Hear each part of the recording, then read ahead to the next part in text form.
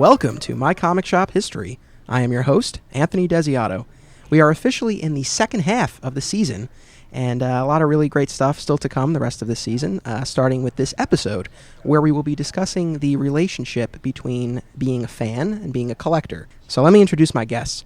When I decided that I was going to do an episode about being a fan, I knew that there was one guy in particular I had to have on here, one of the most passionate and vocal fans that I know. So welcome back to the show, Zach Woliner.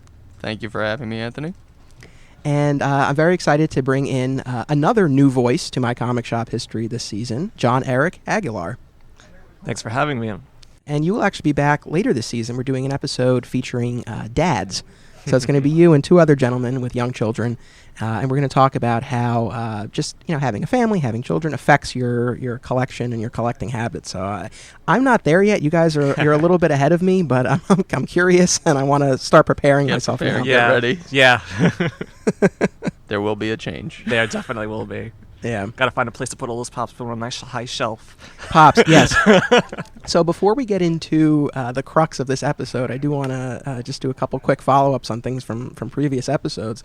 So a couple episodes back, I had my fiancée, Stephanie, and Chris Wilcock, who's owner of Undiscovered Realm in Hartsdale. They have a fantastic selection of pop figures, and it's something that has fascinated me endlessly recently. And so a couple of updates since that episode. Zach, you came up during our conversation. Yes. Because you, I guess until now, which we'll get to, but you were very adamant you were not going to get into pops. But you said that one thing that would get you to buy them is if they did Labyrinth. That is correct. And very recently, they announced... Between then and now. Yeah, Funko announced that they are doing a line of Labyrinth figures. So what was your reaction when you saw that? I was like, oh, great, okay, it begins. Dark Crystal was announced, and they showed those online not too long before that. So it seemed only inevitable that it would follow suit. They're both the Jim Henson fantasy movies of the 80s. For me, collecting, I like to collect figures a lot, and we'll get more into that, I'm sure. But I like representations that look like direct representations of the people and characters and things they're supposed to be. There's been a lot lately, a boom, not only in pops, but in recent years of all sort of hyper-stylized figures from different properties. This is one of those styles with the big heads and the beady black eyes and, the scale and stuff like that. And they certainly have an appeal, and I could see why, and obviously Steph did her research into why that is. And then there's more appeal because there's so many of them. If like you touched on in that episode, I don't need to repeat. Pretty much everything has or will get the pop treatment. My little brother's still holding out for Moon Knight. How they haven't gotten to him yet. Hopefully a matter of time. Yeah, shout out to Harry Woliner. Hopefully we can get him on the show at some point. I don't know if he's going to be in town while we're still recording, but I know this poor guy. He loves Moon Knight, and they've done so many other pops, but no Moon Knight including yet. Marvel. It's Marvel. # no pops till Moon Knight. That's I see Essential Moon Knight on the shelf right now, actually, but he doesn't need it because he has practically every issue of any comic that he's even appeared on, even if he's only in a little corner panel on one page. He's a Moon Knight devotee, but hopefully he gets his pop day in the sun. But yeah, Labyrinth, they're making them, and I'll buy them. And, I was actually tempted recently to buy some pops. We were in Target, and they were on clearance, like $3. They had the Peanuts characters, and my little daughter loves Peanuts. My wife likes them. But they didn't have Lucy. So if they had a full set, maybe I would have caved then, knowing that there was Labyrinth coming and that I would be getting it. So, and yeah, the Golden Girls are coming. And I was shocked that you didn't. Oh, wait, are they out yet or not yet? I don't think so. I think maybe September. But because I asked you, I was like, is this going to be what gets you to buy them? And you said no. I was shocked because you and your wife are really into that. Well, yeah, we are, but it's more her thing than mine. I came into it, and I appreciate it. It's, fun, sometimes cheesy 80s sitcom humor for what it's worth.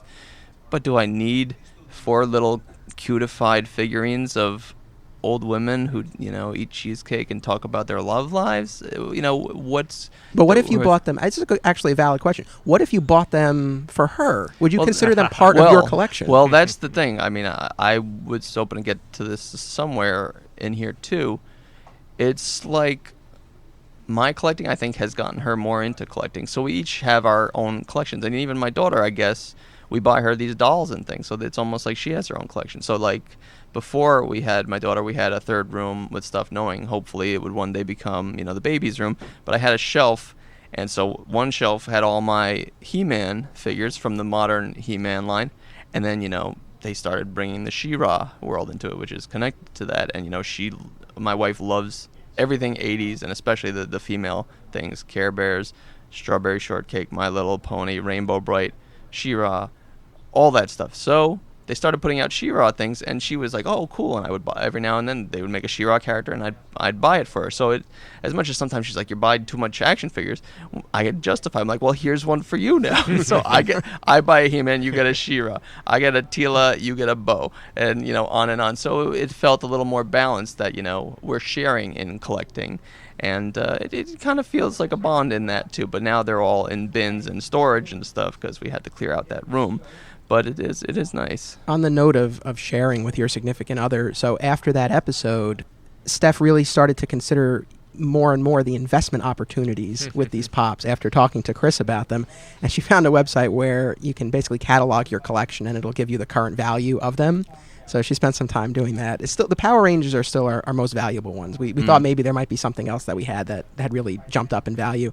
Not so much, but those Power Rangers ones, still the big ones. Yeah, you need a full team. Yeah. You can't just have two.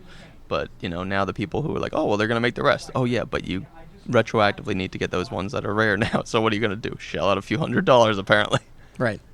And John Eric, you actually play into another development on the Pops front. So you posted recently about your experience subscribing to some of these Pop services. Which ones do you subscribe to? I get the Marvel Collector's Core, and that's the main one. Oh, and the Firefly one, which hasn't given a pop yet, but okay. I've gotten like Loot Crate and Geek Fuel, and every once in a while those will come with one. Right. And, so I asked you what your experience was like with that, and you gave me some great information. And that was, I think, the last little... We didn't need much of a push, but it was the last little push we needed to be like, all right, let's try this. And so we are now subscribers to the DC Legion of Collectors service.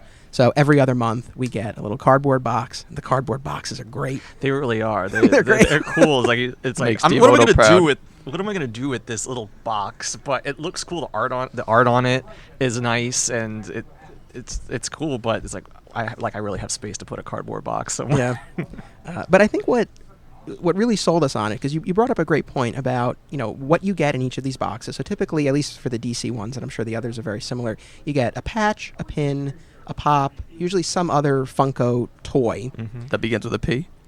A patch, a pin, a patch. pop. Yes, that's true. Yeah. No, the other ones, though, they're the like Dorbs or the mystery minis or something usually. The P trend ends there. A comic book and a T-shirt. The T-shirts actually have been very impressive. I've been a fan of those. It's hit or miss sometimes. Like with the Marvel box, there's been a couple of cool ones. Like the most recent one came with a pretty cool Spider-Gwen shirt. Okay. So I like that one. I prefer the ones when they're not pop related. Like they're just a Marvel character. Like I've gotten a couple of the ones that just feature like Thor as a pop, and it's like, all right, kind of cute, but I'm not really going to wear that outside. Right. Well, we just got literally yesterday, we got the Suicide Squad box, and the T-shirt for that is the Suicide Squad, but in pop form. Okay. So that you might not like. But what was cool was when we subscribed, they gave us the option of ordering the 2 boxes that we had missed. And those had the exclusive pops that I really wanted. The Armored Batman from Batman v Superman and Jay Garrick from the CW Flash show.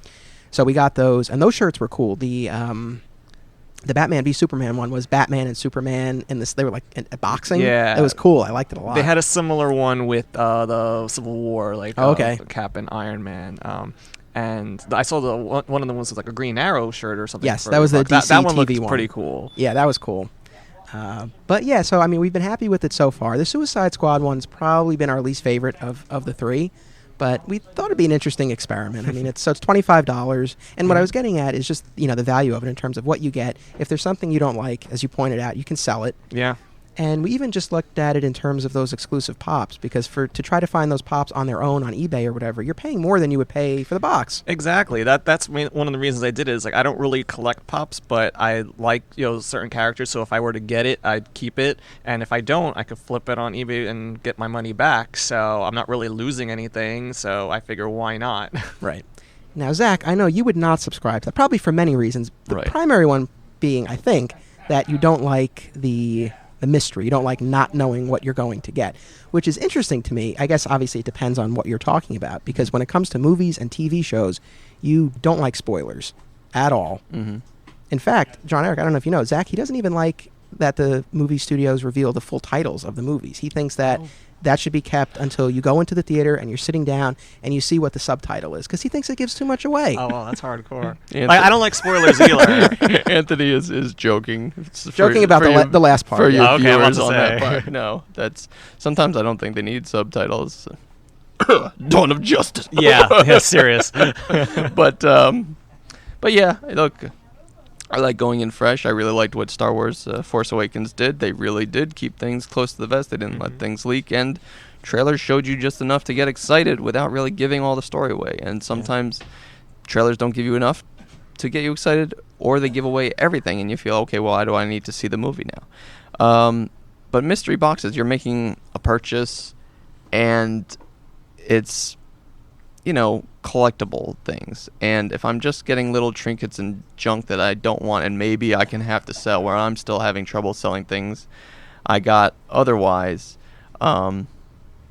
it's not for me. I like to know what I'm going to get, and and a subscription is a big commitment too for an ongoing thing. Like if I knew, okay, there was like some Labyrinth box, maybe it was Loot Crate or something, but it means, do I have to subscribe just to get the Labyrinth box? I can't just pick, okay, well, I'll buy that Labyrinth box. You can do month to month. Yeah. Okay. You can do month to month. It's the same price whether you do it month to month versus yearly, but if you're an annual subscriber, you get a gift on your first year anniversary. I don't know what sort of gifts there are. Have any of them hit 1 year yet, even? I didn't do the annual. I do I think 3-month burst just to see what's going on. So I think for the Marvel one, it was like a statue or something like that. Well, I think on that note, let's get into really the heart of the episode here, the relationship between being a fan and being a collector. And John Eric, thank you, because I plan these episodes out. I plan the season out pretty far in advance, but inevitably, things shift and schedules don't work out. And so basically there was an episode that I needed to record within a certain window of time, and I needed a new topic. And so I put the call out on Facebook, and he responded. A couple of our buddies in Virginia, Dan and Jason, they chimed in as well, so thank you to them too. But you guys kind of had started a conversation about, changes to characters, and, we'll really get into that in a bit, but how that can influence buying behavior. And then that really got me thinking about just being a fan in general and how that influences us, so much. So, again, thank you for contributing to that, and that's how we ended up here. Zach, at the top of this, I mentioned how vocal and passionate you are. Without fail, anytime a new image is released or a trailer or anything like that, you are right there, specifically with, the TV and movie adaptations. Sure.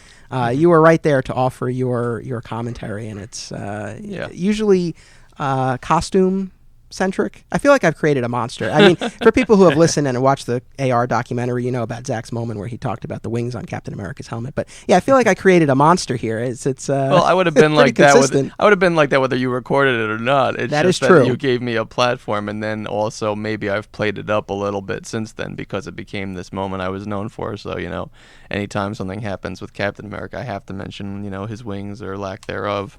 Specifically with respect to the adaptations, we had a great chat last season on the show. It was episode 10, Ultimate Kooky Quartet, where Zach, you, me, and a couple other guys, we talked a lot about the changes that happen when going from comic books to film and TV.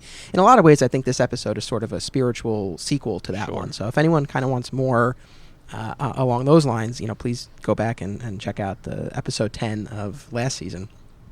So in planning today's episode and thinking about the relationship between being a fan and being a collector, I guess I think of things like collecting coins or collecting stamps, where I don't think being a fan is as much of an element. And maybe coin collectors or stamp collectors might disagree. I don't know. I don't have that firsthand experience. But it just seems to me, on the face at least, that there's a difference between collecting things like that and collecting comic books and merchandise featuring characters who the characters change, the storylines change, and so how does that influence us as collectors? And just to kind of kick us off, one of the questions that I wanted to throw out there was, how do you guys describe yourselves as fans and as collectors? And sort of beyond that, can you be one and not the other? I mean, technically, yeah, you can. You can just like a character and not buy anything featuring that character. But do you think you can really be a great fan and not collect? Or be a great collector but not be a fan of it? I think it would be really odd if you were a collector of this stuff without being a fan of it. It would be very removed from what it's all about. I think you would really be the odd man out of these communities to just be a collector, because then maybe it's a business thing then, and maybe you're just looking to make a buck because you see what the hot trends are, and then you want to wait until they increase in value and sell it, but there's no passion there, and that seems very hollow and stuff. But I mean, if that's what you do and you're successful at it, more power to you. But when you ask, fan or collector first, I would definitely say I'm a fan first, collector second.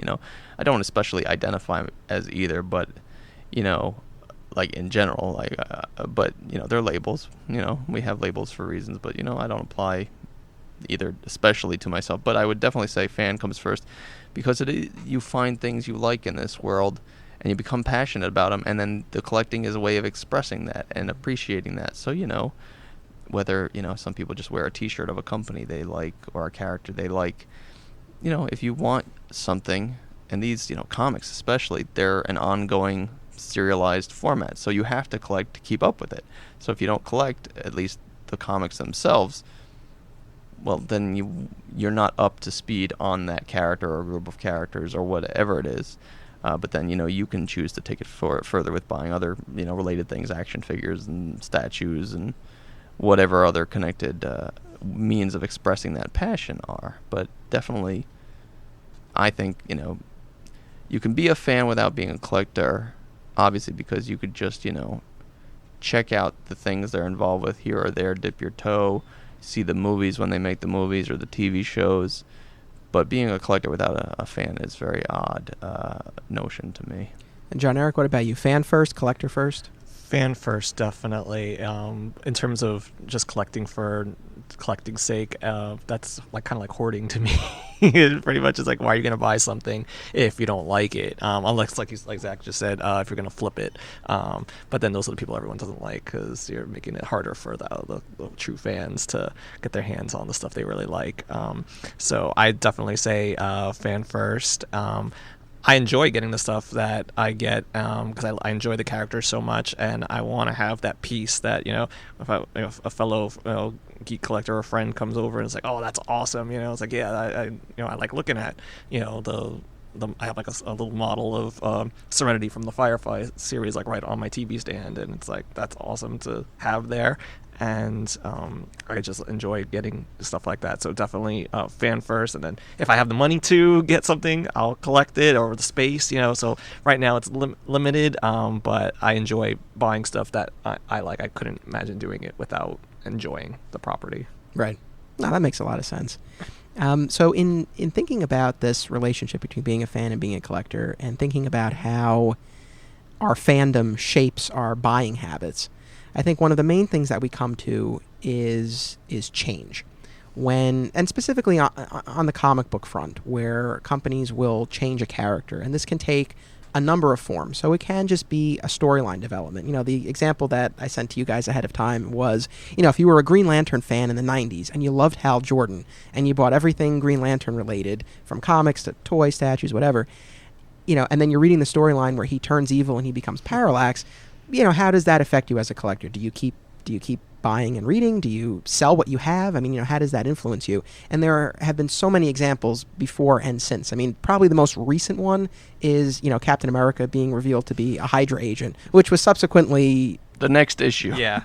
Right. They revealed was basically a fake out, right? Well, it's not exactly. It's the thing is, they said in advance they have to do the, the putting on a face. It's not a scroll. It's not mind control and stuff. And it's technically not, air quotes, mind control, but it's a cosmic cube manipulating his memories. So he believes that that's his upbringing. Okay. And so they say the story is exploring Steve Rogers. Like, is it, I forget how they phrase it. Is it the man, or, I forget how they phrase it, but they're saying, like, is he inherently heroic or something like that? Can he overcome, this implanted false memories and, be a true hero, or is it about how he's programmed that makes him who he is, I guess, is the thing. And I'm interested in it. I picked up that first issue because of, the whole thing. It worked. They got me. I checked out the first issue, and I was interested. I was unhappy with it, along with droves of people. But I also had a brain, and, a lot of people reacted with such vitriol, and it got to the point where people were saying it anti-Semitic, because Hydra's, directly equated with Nazis, even if it's not 100% always been that way in the comics, and that Joe Simon and Jack Kirby were, Jewish guys who created this hero to fight, the Nazis. But I wouldn't take things all that far. But, it was unhappy because it seemed like, again, one of those things where, the people at Marvel have to plant their feet and say, nope, this is really it. It's not a fake out. And then there's some loophole around it. But I knew there would be some loophole around it. And so it was a wait-and-see attitude. I was unhappy because they insist that this is how it is. And it makes you seem like they're just kind of crapping on his entire 75-year history to say, well, no. And then I think I was in the shower one day, and I was just thinking about it, and I'm like, so young Steve Rogers is there, and they're like, okay, but you got to be really good about this. You're going to spend your whole life fighting these guys, all right? And you're going to be the one to volunteer for this experiment, okay? And they're going to make you our ultimate Aryan soldier. And you're going to on the surface seem like that, but one day, maybe after you fall on ice and then you're thawed out and you're working with other costumed people somewhere down the line, and it's your whole goal, and you fight these guys to their end. But then one day at random, with only one person maybe around to hear you, you're going to kick a hero out of a plane, and then you're going to reveal your true alliance years and decades from now. But until then, you act like you hate us and everything we stand for. But then, and only then, reveal your truth, because that's what it seemed like. There was some like he was just the best at playing, hiding his true allegiance this whole time, because that's what they made it seem like. Like, it's just, oh well, him and his mother, they signed up early before he became Captain America, and he's just been this way that whole time. So I'm glad they didn't carry it out too. That they did it the next issue. Some people, again, you got to have a brain with this stuff. People were accusing Marvel of backpedaling by the next issue, and they don't understand how comics work. How far in advance these and things these are planned. things are plotted out. That like, oh god, everything is a fight and accusations and finger pointing online these days. And like, I didn't realize until Mike pointed out it. Like, I'm proud of myself on that last episode we were on, where he talks about how I engage with people, civilly online. Going back to Captain America, I like how you specified that you were in the shower when you were thinking about all of this. I didn't know if there was gonna be a follow up to that. No, it was just sometimes that's where I do my deep thinking, because you're just isolated and on your own. And I was just thinking about like how convoluted the plan would have to be if that was literally the truth. Now we revealed, after 70 years of history and of what you think you know about Captain America is about to be turned on its head, and then it's like, whoa, like the whole plot involved in what he was, trained to do to keep it a secret. It's just, my head goes in all directions in the shower. I'm just, I'm in there and I'm just there to clean myself. There's not much excitement going on. So, you come up with I've come up with a lot of creative ideas while I'm in the shower. I think that's true of a lot of people. I don't think that's so crazy. I'm trying to think if I can work shower into the title of this episode. Let's not. So, Captain America is probably our most recent example, and there are a lot of cases of storyline or character changes. I mean, I was thinking about my own experiences, and I'm sure I've mentioned this on the show before. In fact, I know I have. But when DC did their whole New 52 initiative, and they made a number of changes to Superman, who's my favorite character, and he was no longer married to Lois. She didn't know his secret identity. His adoptive parents were dead, and those were all elements that I felt put the man in Superman and made me such a fan of the character. And so I think that was probably one of the reasons why I actually haven't read any of the New 52 Superman. Then, on the other hand, you do have other changes, and I know this next part, it can be a little touchy, a little sensitive for people. So, we will obviously do our best to discuss it respectfully, and, the position of this show is always one of, tolerance and inclusion. But along those lines, you do have, whether it's through reboot or retcon, changing a character, or just the storyline development, changing a character's race or gender or sexual orientation, either by changing the character itself, usually through a reboot or a retcon, or replacing a certain character with somebody else in the costume who is different in any of those ways. So, I think all of these things are kind of things that can affect us as fans and as collectors. So I'll toss it to you guys. I mean, what examples come to your mind of changes to characters in any of those categories that have affected your buying habits? Stan Lee said fans don't really want change, they want the illusion of change. And I think, that's very prescient, even if it's maybe not ideal, way of storytelling. But it's like, there is sort of this status quo thing. These are an ongoing medium, and if they were to permanently kill off a character, we would never see that character again in these stories. And that's why, death has become this joke of a revolving door in comics. But, if it tells a good story and it's done well, then, you get something out of it. And, and then you get to see that character again. Because if Superman stayed dead after Death of Superman, well, they would have lost a lot of money because every Superman fan would have jumped off ship.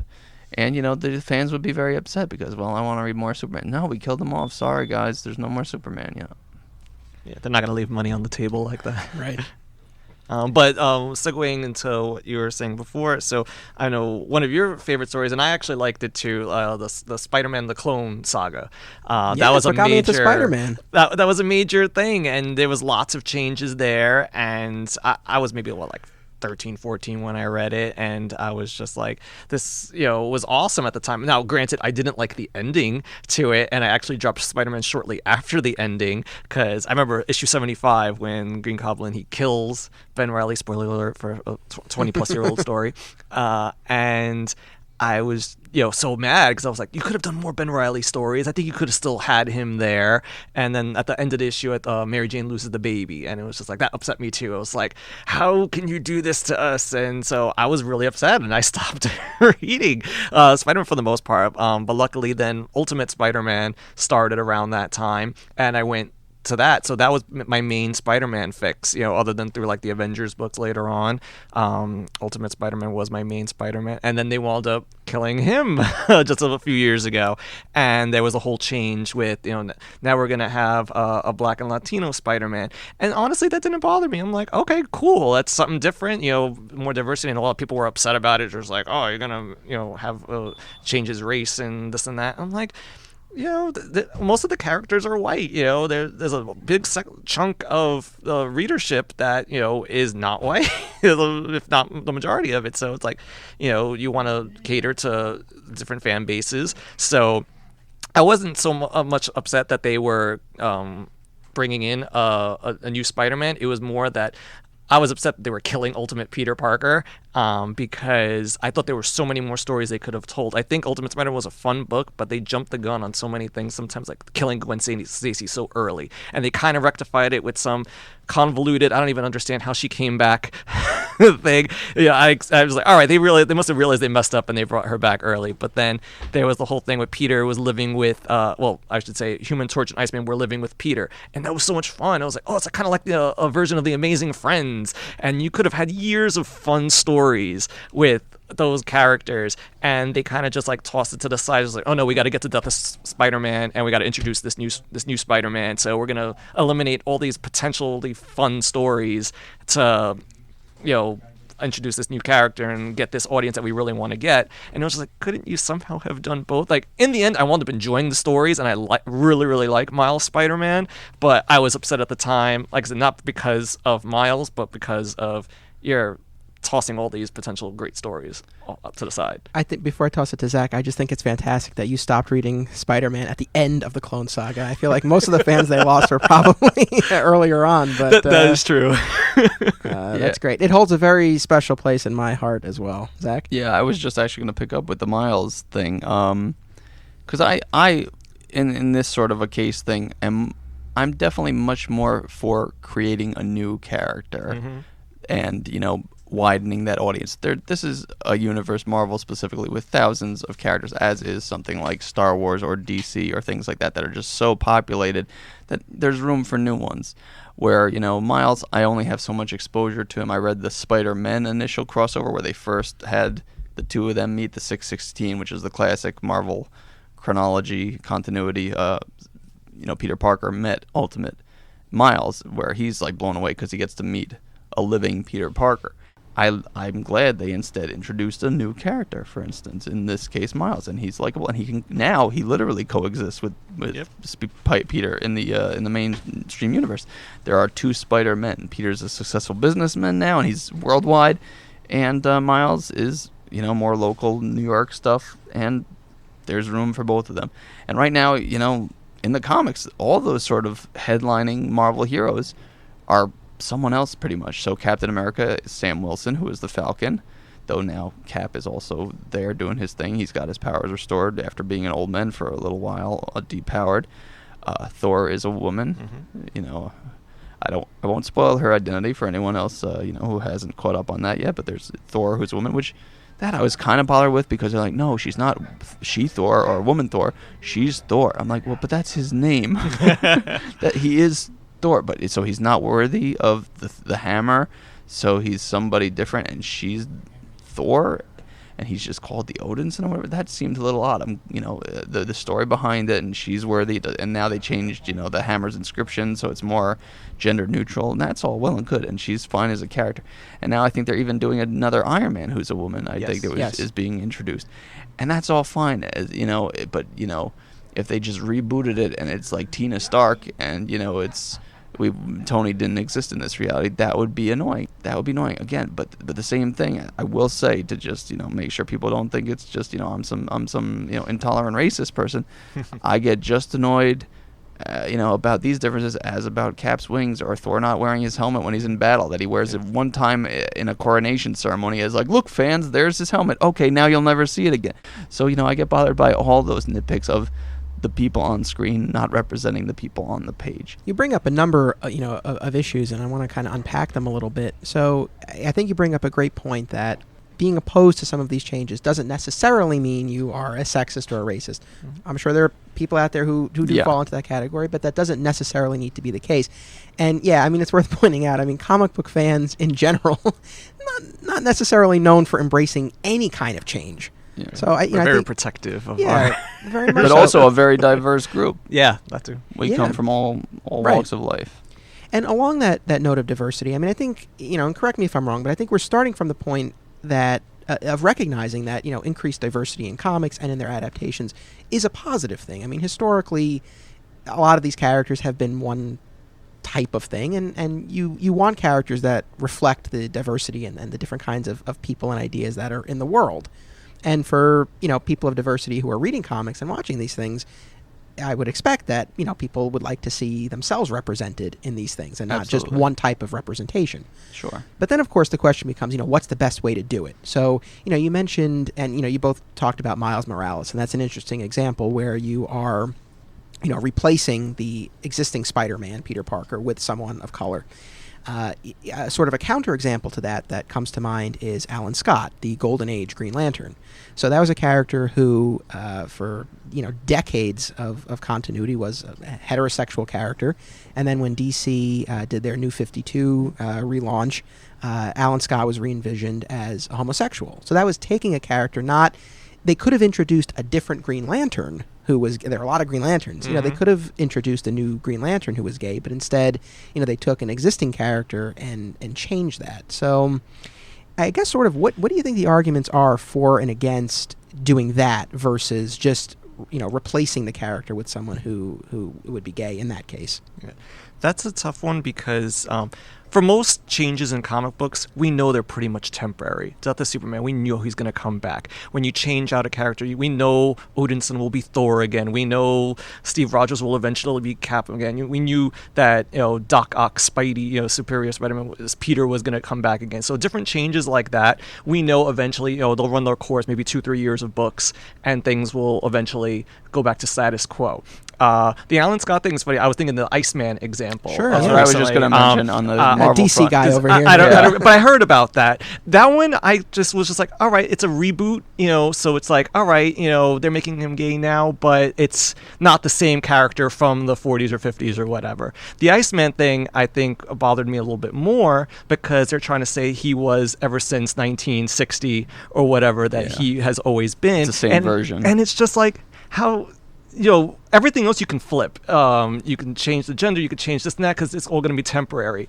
You're going to piss a lot of people off if someone eventually comes back, oh wait, he wasn't gay. It's like, well, you can't, everyone's going to argue, well, you can't really flip that. So he either always was or he wasn't. How do you explain that? So this is like a change that can't really be easily reversed. I mean, I get it. I was like, oh, really? That's what they're going to say? But, I really doubt that they're going to retcon that, because then every person who was empowered by this original founding X-Men being, gay, they're going to feel that, Marvel's, spitting on them, basically. No, we faked you out.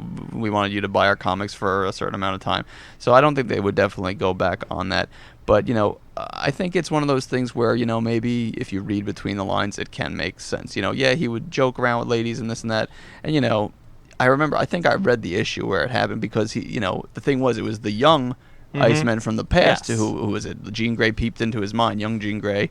And then he's like, but then why is my old self not? And then they kind of confronted him on it. And he's like, well, I mean, it's tough enough being just a mutant, And so he's got this pile on feeling. And, maybe if you read back every issue with Iceman in it from his debut, maybe you could see it working, or maybe there would be things that directly contradict it.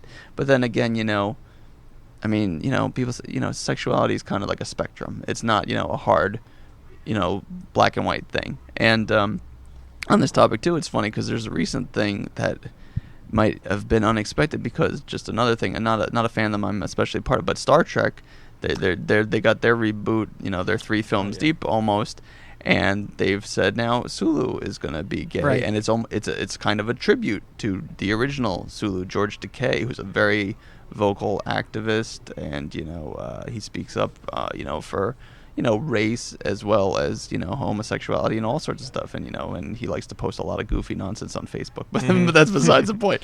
But of all people, he was not happy with it. Yeah, that was really interesting. So you see, then he takes the side of a fan, and well, it was this way, and leave it this way, because that's how the creators intended it. So it's kind of an interesting, little twist there, because you think, well, they're making my character represent me and a greater part of the population that's underrepresented.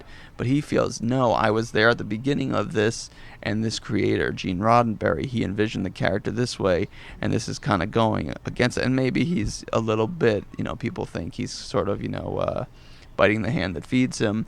But, you can see it from both sides, that he can say, well, it's not about me. It's bigger than me. It's the character and the mythology and what it means to fans and all. And, maybe he is honored too, but at the same time he says, well, look, Sulu's this way, and you're changing it maybe for the wrong reasons, he believes. I don't know all the ins and outs of the argument. Again, I don't follow Star Trek, but it was interesting seeing that flip of it, where he felt, no, you should leave well enough alone, and, I'm a gay man, but Sulu, the character, is not, so don't change it just for the sake of it. But again, there's all those little fiction rules where this is a new reality, it's a new version of Sulu, so the Takei Sulu can still be what he was, and then now the new John Cho, is that his name? Yeah, John Cho Sulu is gay, and again, it's probably going to be a passing little thing from what I heard in the movie, just to acknowledge it. It's not going to be like he's over the top flamboyant in a cliched stereotype, because that would just make people roll their eyes. And it would be very inconsistent with what we've seen from the previous movies. But the Sulu example is fascinating. I'm glad you brought that up, because that was something that I was thinking about, and very timely. It's just happened within the last week or so. Is it the case that, or do companies think it's the case that changing a character versus introducing a new character sort of makes a stronger showing, demonstrates a greater commitment to diversity? I think it's just that you have an established character with an established fan base, and once again, the dollar signs rule, and it's just like, we know this character is known, and there's going to be merchandise, you can make money off a character. Whereas if you introduce a brand new character, then who knows that person? It doesn't have that many years of history to it. So I think that's the argument why comic book companies and movie companies, they make these changes as they do, because it's money talks, unfortunately. unfortunately. It's harder to introduce a new character. I mean, but it can be done. Look at the Miles Morales thing, like we just said before. He is totally existing within the universe, so it can be done. Is it harder to do? I'm sure it is, but I think that has a lot to do with it. Yeah, but like you said, I think they probably do think that if it's with the established icons, people will appreciate it more, or on the opposite side, hate it more. So I think, they feel like if they just, okay, well, now here's a new character who's this, it could be like, well, okay, well, what's the significance? This is a stranger, we don't know. But at the same time, those sort of things make waves. Like Miles Morales and Kamala Khan is huge. I only know so much about her, but I hear that she's super huge. The new Miss Marvel, who's of like... is she Pakistani, I think? I think she's like a Muslim, and she's Pakistani, and, people love her. Like, she's sort of representative of that classic young Spider-Man as well, where she's that sort of a character that, young people can relate to, as well as, the other, diverse aspects of her. So it does show it can be done. There are clear examples. It's got to be done well. Going back to, I guess, sort of my follow-up question to what I just asked, going back to the Miles Morales example, right? So... yes, they introduced a new character who was half black and half Latino. They didn't just reimagine Peter Parker as someone of color, but they still made Miles Morales Spider-Man. He could have been, in addition to Spider, he could have been Scarlet Spider, for example. We would have loved that. But so I guess the same question there. Does it give it more legitimacy if the character assumes the identity of the icon as opposed to being given a new identity? Yes, definitely. Having that title is different, because then I think those groups would feel undermined if you came up with new titles for him. So now, I've heard with Spider-Man, people of all, backgrounds and colors and whatever always could easily identify with him because he wears that mask. So you could always imagine it was yourself under that mask. I mean, unless you read the issues and you really see that he was Peter Parker, who's a white guy from Queens. But you could play pretend, and that's fine, and that's great no matter what. You could be beneath the mask. So if someone takes a picture of you in your full-on Spider-Man costume, you look like Spider-Man, or at least as much as a cheap costume will allow. But yeah, having the titles do make a difference, because you could say he's Spider-Man and not like, Spider side character or whatever. So, I definitely think people would feel like less than if you came up with a new name for a character that was basically an equivalent to the one we like. It's like, no, but you're not quite Spider-Man. You're different looking, so we're going to call you Spider something else. That would be, a little bit unfair. This calls to mind, again, the discussion that we had last season about the changes that are made in adaptations. And kind of what we got at in that episode was that, there are certain elements of a character that are intrinsic to them and that you do want to see preserved, and other things that maybe you do have a little bit more flexibility. So, again, going back to the Alan Scott example, in the original continuity, I can't say that I've actually read many of, especially the really old stories. I mean, I read his JSA adventures from the Jeff Johns run, but he had love interests, female love interests, but it's not like that was a huge part of his character. Whereas, you take Oliver Queen, for example, a noted womanizer. If they were to make a similar change with him, I feel like that would take away an element of the character that has been more prominent. Okay, yeah, I definitely think it's important to preserve the core of the character. That's where if a story by any creative team has done right or wrong. If that character doesn't seem like that character, well, why are you telling that story with that character? Make a different character and tell that story. Like, that's what got people so angry about the Captain America Hydra thing, because it was the antithesis of who he is and who he's been and what he's represented, throughout his entire history of just being that symbol for America to rally against, to fight the fascists and the evil in that. So to say he's been that the whole way, it's throw away the whole thing. So if you get the basics down, there's room for little leeway here and there, like, and even going to Peter Parker right now. Peter Parker is successful. He's got this whole industry where he's like on par with Tony Stark as this leader of this tech company. And, Peter Parker's struggle was always, paying the bills and balancing his love life and this and that. But he's successful, but he still has problems. And he still, has got that Parker luck in the new context and stuff. So it's not really destroying it. And you have to have room for some change to tell new stories. Otherwise, they should come up with, okay, we're going to go to issue 700, and then we're out of ideas because this character's been around for 50, 60 years, and there's only so many stories we can tell with this character, and these companies are not going to want to do with that. I mean, as long as people are able to tell stories with these characters, as long as people are buying them, I think they should. But yes, they've got to stick to the key things that make those characters.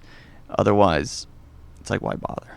I suppose, one of the last things that I would want to ask you guys, while we're on this note here is, we've been talking about all these changes to characters, and again, these changes take so many forms. There are many reasons for them, and the ways the companies go about them are always maybe a little bit different. But are there any examples that come to your mind of how these change, and regardless of what kind of change it was, but how any of these changes have affected you as collectors, or just affected buying habits generally? I don't know that any change has really swayed me so much. It's usually been more real-life outside factors that affect on that. Like, I followed Superior Spider-Man, where I was really hesitant on that. Because, again, Marvel and people, Dan Slott and everyone, they're like, yeah, well, Peter's dead. Yep, this is really it. Okay, we know he's not, and especially with the movie coming out. But it was actually a really good read, just to see the premise of what it would be like for Doc Ock to infiltrate the body, of Peter Parker, and he's, inhabiting him, and he's trying to be better at being Peter Parker and being Spider-Man than the real Peter Parker was. If it's a fascinating read and you could tell a good story, then I'm for it. But like I said, more real-world things have affected, my buying habits. It's amount of time, money, and space, which are all, fairly limited. Like, I'm sure you'll get into with the other guys on the dad's issue. I have a 1-year-old, and I only have so much space in our apartment to store things. I have, 7 or 8 long boxes, and they're in outside storage. They're, a place I pay to keep stuff, which, it's not just my comics, it's other things after my family moved. And, need to have another space for them. But that, and, I buy digitally for that reason, for space. And just, the money involved. I know we've mostly focused on changes to characters and how that affects us, but do you have any examples of things, beyond just that? Because I was thinking about it myself, and Smallville comes to mind, my favorite television show. I own all the individual seasons on DVD. I bought the complete series set on DVD. If it ever comes out on Blu-ray, I'll buy that. I even bought, there's this replica store, and they created Clark's red jacket. I own that. That's hanging in the closet. Yet when DC published Smallville season 11, which was the official in continuity continuation of the show, I avoided it. Like, I actively avoided it. And there were a number of people from AR who read it and they loved it and they really recommended it. But for me, maybe it seems counterintuitive, but I was such a fan of the show, but I just felt like the show is its own thing in its own medium, brought to life in a different way than on the page. And I really had a hard time. It's been out now a few years, and I can't bring myself to experience it. Because it had such a perfect ending too. It's funny because it's funny you say that, because I mentioned that to Steph ahead of time. I was like, I think I'll talk about that, and she said, well, did you like the ending? And I was like, no, not really. So yeah, you would think that I'd be like, okay, this is an opportunity to redeem the ending, but I guess I still just feel like, for better or worse, like the show was the show from beginning to end, and that's it. It's interesting. The only thing I can think of that jumps to mind similar is the Age of Apocalypse. It's probably my favorite comic storyline. It was at the height of my, X-Men and comic reading before. Shortly after, I kind of dropped off for a while until, I came to alternate realities, and I saw, like, a Wizard magazine with Magneto holding the world, and it was House of M, and I'm like, Magneto in charge? That sounds like an interesting premise, and that's when I got back in. It was maybe like 10 years later, where I was not really into comics at all in between. But with Age of Apocalypse specifically, I thought that had such a perfect ending. Like, unlike what we think of Smallville, I thought it really did have a perfect ending. And then, like, for the 10th or something anniversary, Marvel, was like, oh, people really love the Age of Apocalypse, let's bring that back. And they started telling new stories in that timeline. And I read a little bit of the initial thing they did for the 10th anniversary, but I'm like, why bring back the Age of Apocalypse? It was so good and perfect as it was, and now you're telling new stories with that. That's companies and business. You see people like something, you want to give them more of it. Sometimes I'm really of the mindset of leave well enough alone. And I've heard since then there were some good stories. I haven't got a chance to read them, but like I said, I'm less inclined to because I just liked it as it was.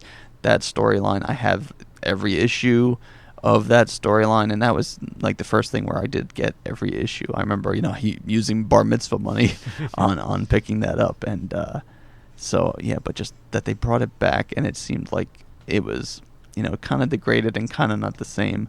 I was not really keen on that. I actually just told one of the writers at the time, big writers in the X-Men world, Scott Lobdell. I saw him at this convention. I told him it was so great, and I just wish they left it alone. What did he say?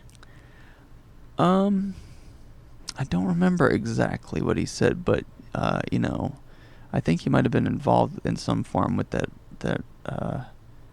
coming back of it. I forget exactly what he said. But thanks a lot, kid.